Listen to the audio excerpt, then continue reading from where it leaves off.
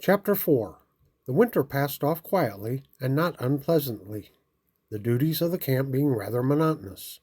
Daily drill, camp guard, rations, and an appetite were the lot of the four companies until, as told by Sergeant Boyd, the 14th of March brought marching orders for Bloomfield, the county seat of Stoddard County, Missouri, and the boys rejoiced at the prospect of release from garrison duty. Arriving at Bloomfield on the 16th, the detachment was camped east of town near Henry Miller's Big Spring, Miller's big log house becoming headquarters and boarding house for our officers. Here for the soldier was another term of guard duty, picketing the roads and guarding the old log jail, generally well filled with rebel prisoners. These prisoners presented a medley of humanity. One of them was a Baptist minister from Alabama, with the rank of first lieutenant in the rebel army, an educated and accomplished gentleman. Another was a Methodist preacher from Kentucky. Another claimed to be a native of French Guiana, South America. He no doubt had been an adventurous fellow, had seen much of the world, and could tell many thrilling stories of his adventures and hairbreadth escapes, by sea and by land. Many an hour was spent in social chat by the guards and some of the prisoners sitting on the ground along the guard line. One day a cavalry officer brought in a squad of prisoners, and turning them over to the sergeant of the guard, said, "There is a hard one. Look out for him," pointing to a man that some of the other prisoners called Judge Taylor. He was a stout, well-built man, all muscle and nerve, and no doubt a man of great physical endurance. His countenance and skin looked as though he had been thoroughly steeped in filth and tobacco juice. His clothes, a butternut suit, were dirty and filthy. His physiognomy would indicate much low cunning and native shrewdness, mixed with a disposition of cruelty.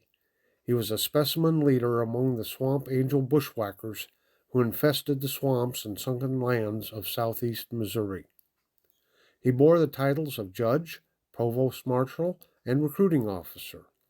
Just after he was passed into the guard lines, his wife approached the line with a change of clothing.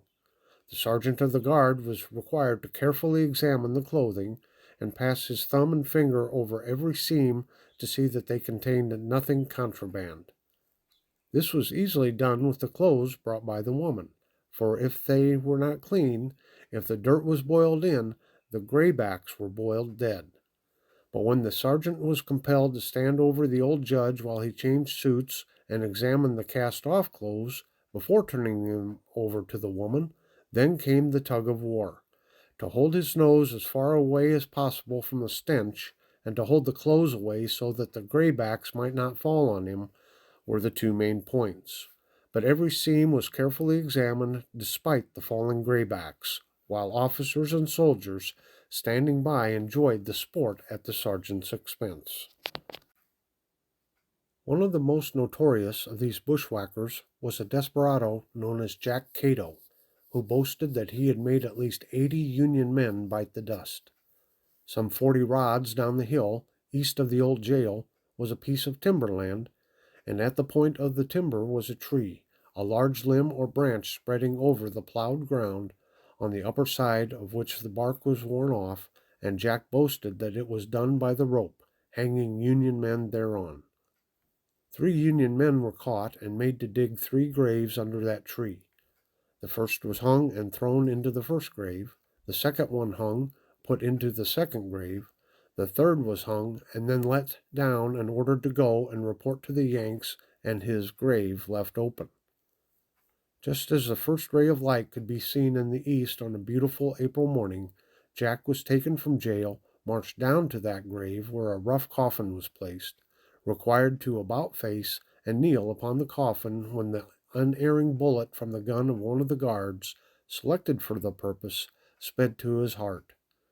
He fell upon his coffin with a terrible oath on his lips, and soon filled a felon's grave. On the night before the execution of the wretched man, some of the boys were on guard at the jail, and when they informed him of his fate, he swore that he did not care.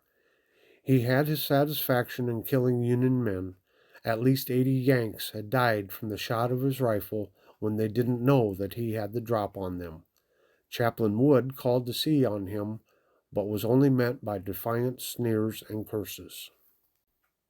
On the 19th of April, we moved camp to the northwest part of town. We then supposed that we were to remain at Bloomfield all summer, went to work, carried old rails, timbers, and boards, and made comfortable summer quarters. The night of the 20th, worked late to get them nicely fixed. It was 11 o'clock at night before we were ready to lie down on our newly made bunks. But just then we heard the picket on the Greenville Road call out, "Halt! Who comes there?" The rapidly approaching horseman reined up his horse, and after a parley with the guards, was taken in charge and conducted to Major Eberhardt's quarters. As he passed through the camp, he said, "Boys, you have marching orders for Dallas at 4 o'clock. Soon the order rang through the camp. "Up, boys, every man! Draw your 3 days' rations, have them cooked and in your haversacks, 40 rounds of cartridges in your cartridge box, and be ready to march at 4 o'clock.